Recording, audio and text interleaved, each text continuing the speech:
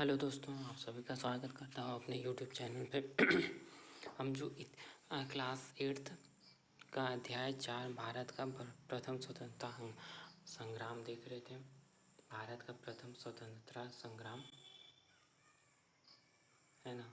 तो इसी को हम आगे आज देखते हैं कि हमने वहाँ तक देख लिया था कि जो 1857 की क्रांति होने वाली थी उसमें जो मंगल पांडे का विद्रोह हुआ था, तो वो सब हम देख रहे थे। फिर उन्होंने क्या किया, सब सैनिकों ने विद्रोह किया, फिर ये दिल्ली की ओर जाने लग गए। फिर इसमें जो क्या बोलते हैं बहादुर शाह जफर को विद्रोह का नेतृत्व घोषित किया गया। फिर अब देखते हैं विद्रोह के मुख्य केंद्र। शीघ्र ही विद्रोह की आग उत्तर प्रदेश, मध्य प्रदेश, बिहार, झारखंड, छत्तीसगढ़, दिल्ली है ना आदि स्थानों तक फैल गई। सैनिकों द्वारा प्रारंभ किया गया इस विद्रोह में स्थानीय किसान, कारीगर, जमींदार ये सब लोगों ने भाग लिया। फिर विद्रोह का नेतृत्व किसने किसने किया उसको देखते हैं। तो शीघ्र ही यह विद्रोह क्या हो गया, दिल्ली में अपना अधिकार जमा लिया। फिर विद्रोह का नेता कौन था, बहादुर शाह जफर था, किंतु संचालन बखत खां सेनापति ने किया था। अवध में बेगम हजरत महल, कानपुर में नाना साहब तात्या टोपे, झांसी में रानी लक्ष्मीबाई, बिहार में कुंवर सिंह, रुहेलखंड में अहमदुल्ला ने विद्रोह किया। छत्तीसगढ़ में किसने किया, हनुमान सिंह ने, वीरनारायण सिंह ने अंग्रेजों के विरुद्ध विद्रोह किया। यह विद्रोह काफ़ी व्यापक था। इस विद्रोह में आम लोगों ने भी बड़ी संख्या में भाग ली। झांसी की रानी लक्ष्मीबाई ने बड़ी वीरता से अंग्रेजों का सामना किया और वीरगति को प्राप्त की। इस प्रकार उन्होंने आम जनता को अंग्रेजों के विरुद्ध विद्रोह की करने की प्रेरणा दी। फिर क्या होता है, अब ये हो गया पूरे भारत का विद्रोह में हुआ था। अब क्या देखेंगे इसी में हम कि छत्तीसगढ़ में इस विद्रोह कहाँ कहाँ हुआ, क्या क्या हुआ। तो छत्तीसगढ़ में विप्लव, रायपुर के बलौदा बाजार के पास सोनाखान नामक स्थान था। वहाँ पे क्या था, वीरनारायण सिंह वहाँ के जमींदार थे। उन्होंने जनहित कार्यों के फलस्वरूप लोकप्रिय थे। सन 1856 में सोनाखान में भयंकर अकाल पड़ा। क्या हो गया, जो सोनाखान नामक एक जगह है उसमें भीषण अकाल पड़ा। लोग अन्न के अभाव में भूख से मरने लगे। लोगों के जीवन रक्षा के लिए वीरनारायण सिंह ने एक व्यापारी के गोदाम को इकट्ठा कर रखे अनाजों को जनता में बांट दिया। अब क्या हो गया, व्यापारी की शिकायत से अंग्रेज अधिकारी से की, जिसके कारण वीरनारायण सिंह को गिरफ्तार कर रायपुर जेल में बंद कर दिया गया। सन 1857 ईस्वी में वे रायपुर के जेल से क्या हो भाग निकले।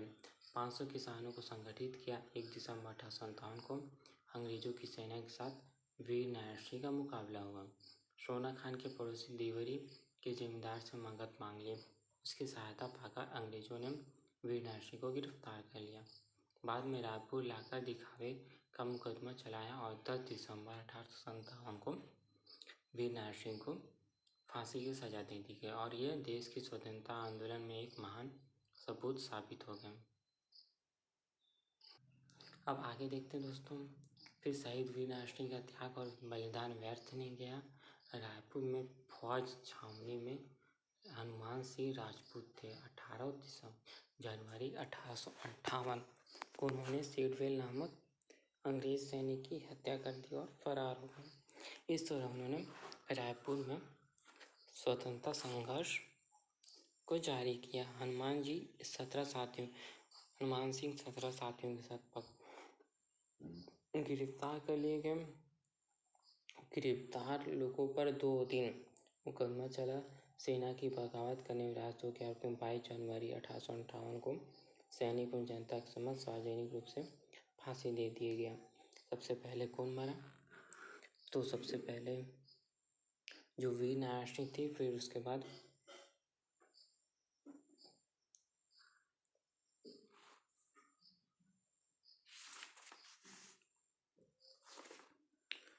तो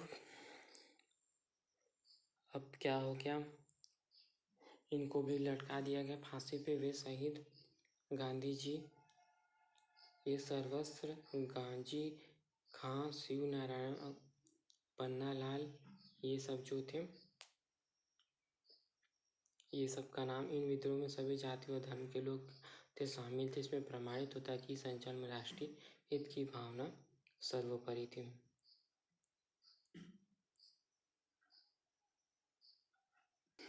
अब आगे देखते हैं कि ये जो आंदोलन हुआ था 1857 की क्रांति, ये सफल क्यों रहा, इसके सफलता के क्या कारण थे। तो सबसे पहले क्या था कि 1857 की क्रांति भारत में व्यापक भूभाग में हुआ, किंतु अंग्रेजों की सत्ता का अंत करने में सफल नहीं हो सके। इसके कई कारण। विद्रोहियों के बीच केंद्रीय नेतृत्व का अभाव था, मतलब विद्रोह का जो नेता था उसका केंद्रीय नेतृत्व नहीं कर पाया कि झांसी से, संबलपुर से, ये सब जितने भी जगह थे उनका एक नेतृत्व नहीं कर पाए। विद्रोहियों के पास पर्याप्त मात्रा में हथियार भी नहीं थे। शिक्षित वर्ग एवं अधिकांश राजवाड़े वर्ग भी शामिल नहीं थे। यह विद्रोह भारतीयों के लिए प्रेरणादायक सिद्ध हुआ। इसमें भारतीय जनता में राष्ट्रीयता और चेतना का संचार हुआ, साथ ही अंग्रेजी शासन को गहरा धक्का पहुंचा। फिर उसके बाद इस विद्रोह से यह स्पष्ट होता है कि भारतीय के मन में ब्रिटिश सत्ता के प्रति व्यापक असंतोष है। लोगों के मन में यह भाव पैदा हो गया कि उनका देश कंपनी शासन के हाथ में सुरक्षित नहीं है। निसंदेह यह भारतीय का एक देशभक्तिपूर्ण परंतु असंगठित विद्रोह था कि जिसका भय अंग्रेजों को सदा सताता रहा। इसलिए फलस्वरूप भारतीय राजनीति में राष्ट्रवाद का विकास हुआ। अब क्या हुआ दोस्तों, जो ये 1857 की क्रांति हुई, ये असफल तो नहीं हुआ, लेकिन जो लोगों को कुछ हद तक जागरूक कर दिया और लोगों के मन में राष्ट्रीयता की भावना जागने लगी कि ये जो ब्रिटिश ईस्ट इंडिया कंपनी है वो हमारा भला नहीं चाहती है। फिर 1858 का भारत शासन अधिनियम। भारत की नाराज प्रजा को शांत करने के उद्देश्य से इंग्लैंड की महारानी विक्टोरिया ने 1 नवंबर 1858 को एक घोषणा पत्र जारी किया। अब क्या हो गया, जो 1857 की क्रांति से अंग्रेज भी भयभीत हो गए।